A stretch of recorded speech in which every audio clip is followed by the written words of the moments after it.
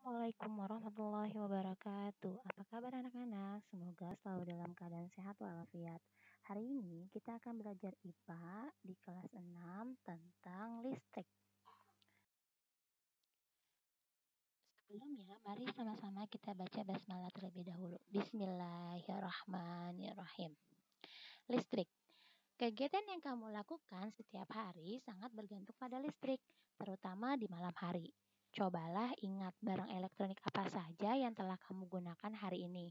Dapatkah kamu menjalankan kegiatanmu sehari-hari tanpa menggunakan listrik?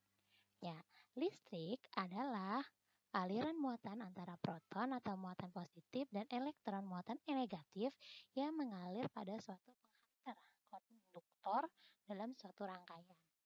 Listrik itu dibagi menjadi dua. Yang pertama, listrik statis, suatu energi listrik yang terkandung dalam benda yang memiliki muatan listrik, dan listrik dinamis atau suatu energi listrik yang dapat bergerak.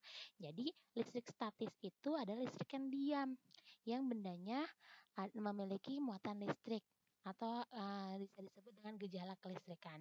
Tapi kalau listrik dinamis adalah listrik yang bergerak. Lanjut. Contoh listrik statis atau gejala kelistrikan. Yang pertama itu peristiwa tarik-menarik pada kain sutra yang digosokkan pada batang kaca. Yang kedua, penggaris plastik yang digosok-gosokkan pada kain wol. Yang ketiga, saat menyisir rambut akan terbawa berdiri sendiri seiring dengan gerakan sisir. Coba kamu nanti di rumah nih sisir. Yang rambutnya panjang tuh udah pada panjang, kamu sisir rambut kamu, pasti ada rambut-rambut yang di luarnya itu yang ikut tarik. Yang keempat, debu yang tertempel pada layar TV, dan yang kelima, penggaris atau sisir yang digosok-gosokkan ke rambut atau ke tangan kering akan menarik potongan kertas kecil. Nanti kita coba ya. Nah, yang berikutnya adalah contoh listrik dinamis. Contohnya yang pertama, sebuah lampu dihubungkan ke baterai sebagai sumber tegangan listrik dengan kawat penghantar. Dua, sebuah bel listrik dihubungkan ke baterai sebagai sumber tegangan listrik dengan kawat penghantar. Tiga, sebuah HP bisa menyala dan berfungsi karena di dalam HP terdapat baterai HP. Nah, jadi intinya kalau misalnya listrik statis itu adanya gejala kelistrikan yang sifatnya sementara. Sedangkan listrik dinamis itu dia itu ada baterainya, ada sumber tegangan listriknya, dan ada kawat penghantarnya. Ada sumber tegangan dan ada penghantarnya. Tapi kalau misalnya listrik statis, dia itu ada bendanya yang memiliki gejala kelistrikan yang sifatnya sementara. Sumber energi listrik yang pertama ada baterai. Pernahkah kamu menggunakan baterai untuk mainanmu? Selain mainan, dapatkah kamu menyebutkan benda-benda apa saja yang menggunakan baterai? Ada senter, ada handphone, dan lain-lainnya. Baterai merupakan salah satu bentuk energi kimia yang dapat menghasilkan listrik. Sebuah baterai masih dapat menghasilkan listrik selama energi kimia yang ada di dalamnya belum habis. Yang kedua, ada aki. Aki merupakan jenis baterai yang dapat diisi ulang. Aki disebut juga baterai basah karena di dalamnya berisi cairan zat kimia untuk menghantarkan listrik. Aki banyak digunakan pada kendaraan sepeda seperti mobil dan motor. Aki digunakan untuk menyalakan lampu, klakson, dan menghidupkan mesin. Yang ketiga, ada dinamo sepeda. Dan yang keempat, ada generator. Dinamo sepeda dan generator memiliki prinsip kerja yang sama, yaitu mengubah energi gerak menjadi energi listrik. Perbedaannya pada dinamo, itu energi listriknya lebih kecil dibandingkan dengan generator. Jika roda sepeda diputar, maka kepala dinamo akan berputar dan kumparan kawat pun ikut berputar. Berputarnya kumparan kawat di sekitar medan magnet U akan menghasilkan energi listrik. Nah, sedangkan generator menghasilkan energi listrik yang sangat besar sehingga generator dapat dijadikan sebagai pembangkit tenaga listrik. Pada pembangkit tenaga listrik, generator dihubungkan ke turbin. Turbin adalah roda besar yang berputar cepat. Tenaga yang digunakan untuk Menggerakkan turbin dapat diperoleh dari air, angin, dan gas bumi, cahaya matahari, batu bara, minyak bumi, dan nuklir.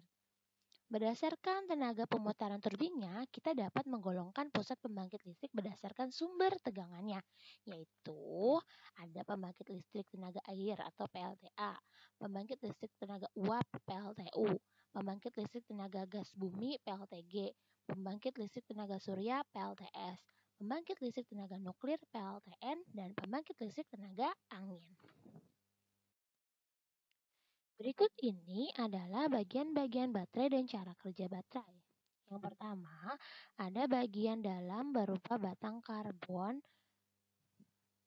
dan lempeng logam kuningan yang berfungsi sebagai kutub positif. Lalu, ada bagian luar baterai dari seng yang berfungsi sebagai kutub negatif. Keempat, ada campuran karbon, amonium, klorida, dan mangan dioksida yang berfungsi sebagai elektrolit sehingga dapat menghasilkan listrik.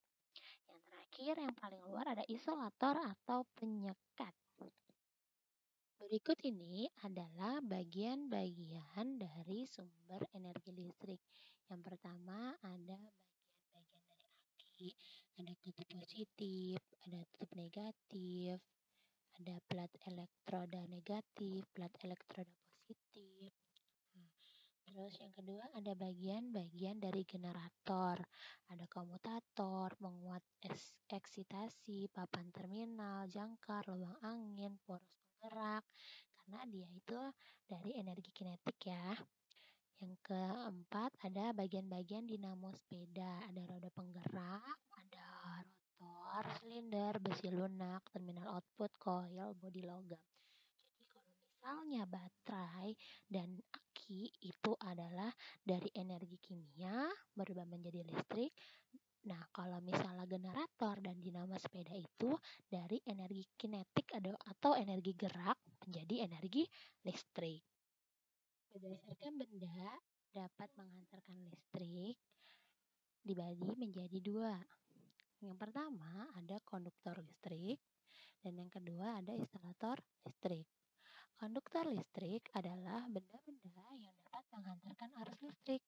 Contohnya benda yang terbuat dari besi, baja, kuningan, aluminium foil.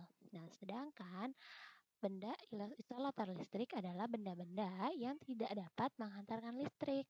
Contohnya plastik, kayu kering, dan kaca. Alhamdulillahirrabbilalamin. Mudah-mudahan kalian semua paham ya. Terima kasih. Untuk minggu depan kita akan belajar tentang rangkaian listrik. Wassalamualaikum warahmatullahi wabarakatuh.